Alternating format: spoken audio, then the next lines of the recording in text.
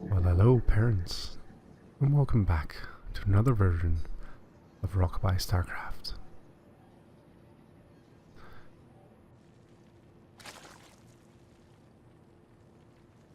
Playing on the first day of Home Story Cup 18, in a time where I was at work. In the top right side, it's Rogue. Rogue, one of the big names in this tournament, of course, will be fighting Harstem, a former winner of Home Story Cup. So obviously also some people are looking to this man right here.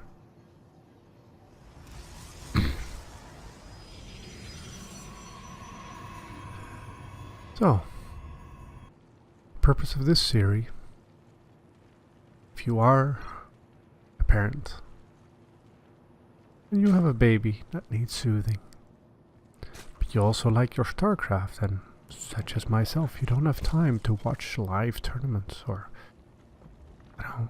the baby was crying, and it is not the most responsible thing to go around watching hype Starcraft, then this series is for you. This series where I talk in a quiet voice and tell you all the games that you've missed. This is, of course, by now you've looked up exactly who won the Home Story Cup. But you haven't seen the individual games, so this is Harstem versus Rogue on day 1.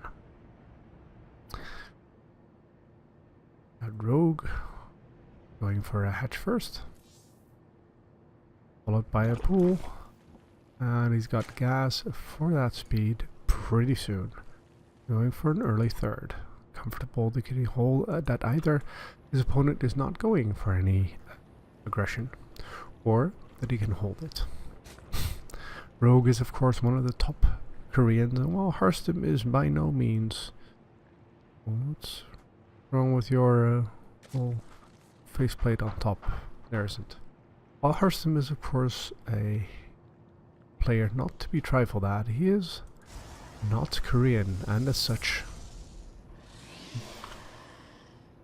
if you are non-Korean and not Cyril, there are a bunch of Koreans who will not take you all that seriously.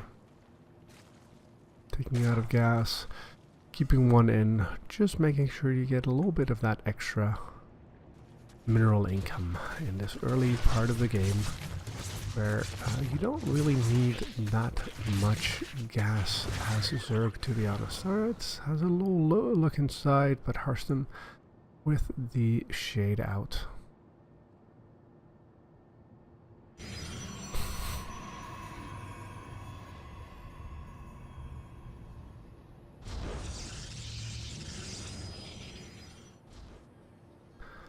Going for the Stargate first, which is something that Harstem is prone to doing.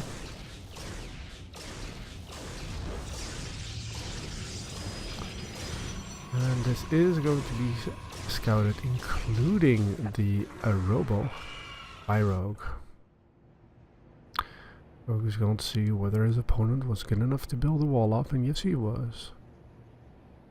The Rogue has most of the information, knows pretty much everything what's going on. There are gateways here, but he knows most of that, so no surprises for that. Whereas his opponent, well, hasn't so much as seen the main base. Knows there's an early third though, and knows that there's not going to be any roaches knocking on his door right now. Hasn't seen the follow-up of this. Rogue with his link spread, not a lot of overlords, and indeed you don't want that against an opponent who does open Stargate as often as Harstem does. Oh, breaking the ball. Do we see anything else? Yes, sees the Twilight Council upgrading, so Rogue maintaining very good awareness, and a Phoenix with just the one kill. That's probably not what he was hoping for. Oh, what's happening here? This is a lot. a lot of adepts, and Rogue has seen it. Now Rogue has seen it. He saw the Wiggling Twilight Council, so he knows exactly what's coming. And what is he getting for it? Roaches. Many roaches. And it would look like here that that Rogue is very much prepared for what's coming. Now, of course, there is such a thing as having the right units, and the next thing is, am I in the right position? Because that is the problem with adepts. They shade. Oh, you attack on one side, but are they there? If you trap them, are they going to stay trapped? Can you kill them, or are they going to shade away? So here, once again, Rogue with his army, and then moves part of the army back. Oh, and part of the army stays in place. So Harstem can't do anything sneaky, such as taking 2 or 3 workers, while his opponent is, making sure that the shade isn't finished. But that is what Harstem is hoping for, and we can see here how many workers he's killed, which is none. Harstem has killed no workers. That is definitely not what he's hoping for. Right now, Rogue ahead with that latest bunch of drones in the... There you go. Worker War does manage to get... Oh! Nope. Warping right here. Did he finally get a drone? He got a drone. Very good, Harstem. Because now with more drones going down here, but we have a spine in place, we have roaches in place. Just 4. Is that 4 in total, or are we on 5 now? No, it is 4 in total. But this is something Harstem can do. Harstem is trying to buy time. His opponent has the units which do very well against adepts. They're not considered especially weak, but here you go. Harstem going back in there to try and get some worker damage. Gets another 5 and shades out, but it looks like he's going to lose the majority of these adepts right here. And he has... Rogue has taken 15 worker losses so far. Well, let me keep that up, because 18. So now Harstem is in a nice position, or at least he would be if this was a little bit earlier. Because what is Rogue doing instead? Rogue has just got a army supply of 60. His opponent's 40. And what is... Well, we've got 3 immortals, which do really well against roaches, it must be said. And 6 adepts and a bunch of zealots, so that's not a great deal. Should be enough for just these bunch of snarking roaches. And indeed, you could trap them in here if he so chooses. No, Rogue is smart enough not to go for that. Oh, gets a bunch of Ravagers to fight those force fields, as indeed he should. But Harstem could take out a couple now. Oh. Nice little pressure by Rogue. Let us see that engagement in total. Now Rogue wants to get these rocks burned down, because those sentries are very good in choke points. And here we go. Rogue Moon on forward, and this is not enough roaches to break Harstem right here. Harstem knows it, feels comfortable, lifts up a couple of those and denies vision. No, that's going to live.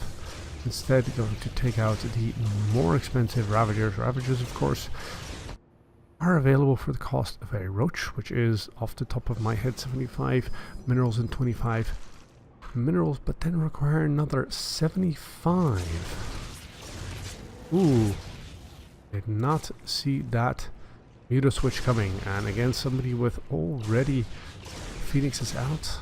Perhaps not the smartest trick that Rogue has ever pulled. Oh.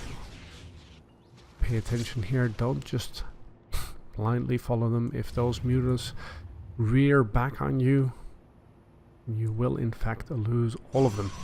Alright, Rogue going to try and pressure that 4th. Rogue with his 4th safely up, and yes, nothing in place right here, has to cancel that.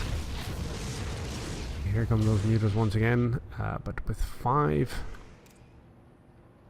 Ooh, into the main base. Now let's see how well prepared we are. We have a shield battery in place, and yes, with Phoenix's over shield battery, there really isn't much of anything that he should worry about. In the meantime, all of this is going on, and a very good defense by Harstem. Ooh, with even storms being ready now. And charge is about ready. Upgrades, well, second attack upgrade for Harstem's about ready, whereas Rogue is still having to get... Ooh, there we go. We're at the cost of 1. Phoenix, Rogue still has to get ranged and melee attacks, so has to spend a little bit more for the same effect with this Roach Ling combination. And Rogue is really doubling down on these Mulisk, even building 4 more at the moment. And Harstem building that second Stargate, and finally takes out that vision. And a fleet beacon for that range, because with your opponent doubling down on those Mulisk, that is... Oh, did get that upgrade. Level 2 denied. Very important. Now we're on even upgrades and not about to fall behind. And here we go. Alright, Roach has breached the main base, but it is just these Mulisk that are really that... Oh, and is he going to cancel the... Yes! Alien Pulse Crystals denied. And is Rogue going to fly into... Ooh, nice storm. There goes the shield battery, and now we just have a whole bunch of Mulisk. 28. That is a brave move. Oh, is he going to be able to get to that Archon before it finishes? Because Archons do a great deal of damage versus these, but no. Rogue takes it. 1-0.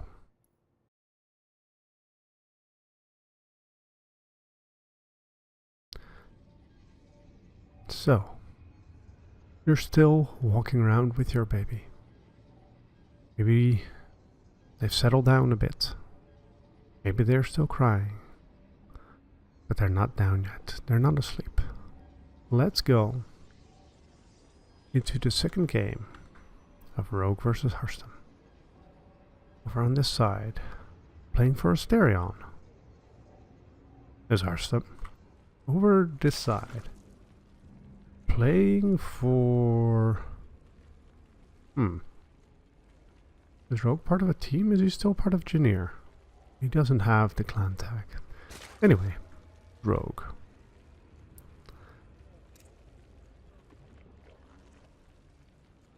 So same opening as last time.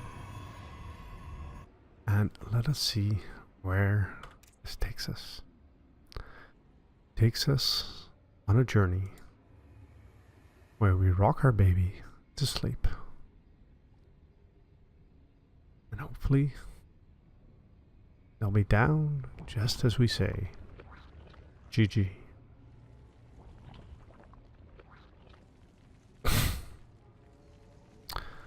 So, Harstem playing a little bit, trying to deny efficient mining of his opponent's workers. And, well, at this point, you've got the ATM to spare. ATM? APM. This actually does do quite a bit if done correctly, but only at the higher levels. If you are a noob, I suggest you don't try this at home. Alright. So, as mentioned, same as last time, here's that early third. Something I don't have an opinion on in the new patch. Heard people talk about it. It's very popular against Protoss in Korea on the previous patch for reasons that Scarlet is far better explaining than I am. But something to do with early dead pressure. But this isn't the old patch, and I don't understand enough of this game to tell you how that has changed. It also, of course, has to do with whether this is really something that European Protosses do. the early adept pressure. Of course, Harstem did it last time. Not just a little bit of adept pressure, but much adept pressure.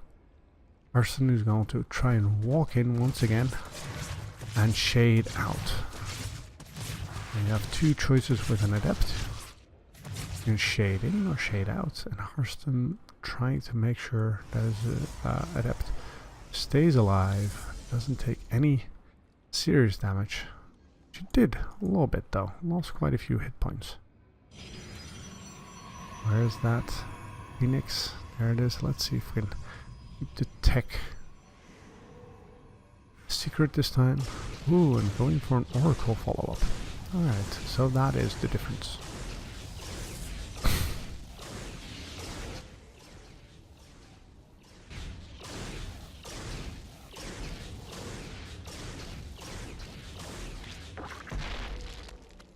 Ooh, double Stargate.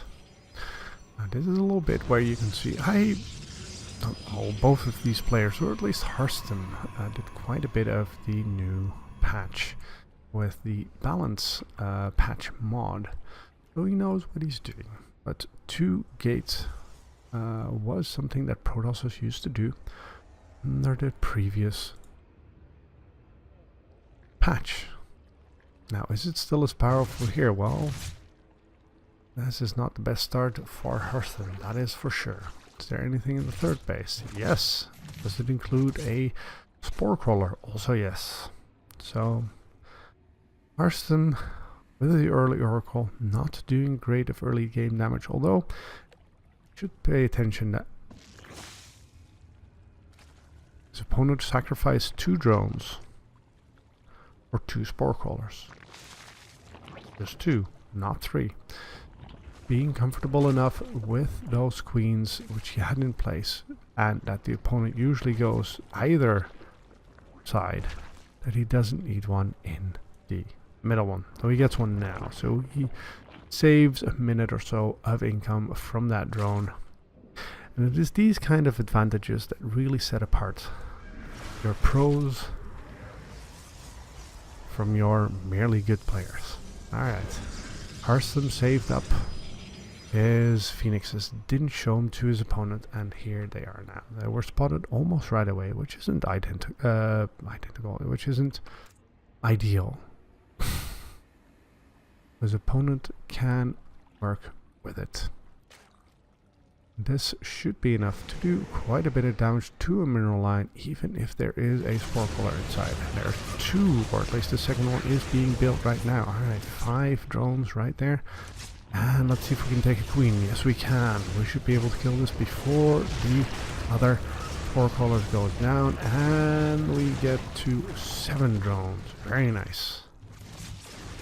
Now, of course, the good thing about this is you do a lot of damage and you're not losing anything. As you can see, only units lost are by Rogue. Nothing so far by Harstem. Problem is, yes, this isn't the best transfer, that all of these are in the air, and unless you're lifting up something to the air, they can't really do anything. So, if you have something like lots of Zerglings, then, well, your opponent really can't do that much against them. If there's lots of Hydralisk being built up, as his opponent's doing, well, there's not a great deal on the ground to deal with them. And if you've used all your energy lifting up drones, then, well, those Hydralisk are going to come to whatever base they're going to attack with great murderous vengeance in their hearts, and it will be very, very hard to stop. But let us see what goes on here. Okay, we got Storm coming. If Harstem can give it, don't fly into these. Very good, Harstem. Alright, sees how many Hydralisks there are, should be worried, and there are roaches coming, and is this going to be on time? We're getting High Templar to build up that energy, but is Rogue going to hit before that time? Well, it may very well be the case. Where those... This could be... Ooh, where's that Stasis Ward being placed? Over there. Alright, let's see how good Rogue is about this thing. very good, apparently. Taking in 2 Zerglings right there to cover that, and 1 rogue. Rogue knows exactly what's going on there. And alright, Bill saving time, trying to buy time. And there is Storm. Alright, let's see what Harstem can do. There's the first Storm. You really want to get those juicy Hydras. Roaches, of course, not bad to Storm, but not as susceptible to them as are the Hydras. That is a lot of Zerg, and Harstem is in trouble.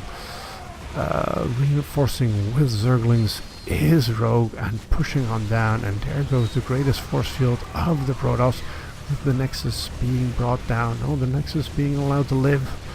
The Harstem using it to great effect, but unfortunately has to GG out. Rogue takes it 2-0. And I hope you and your little one. And off to Betty Bye. We wish you a good night.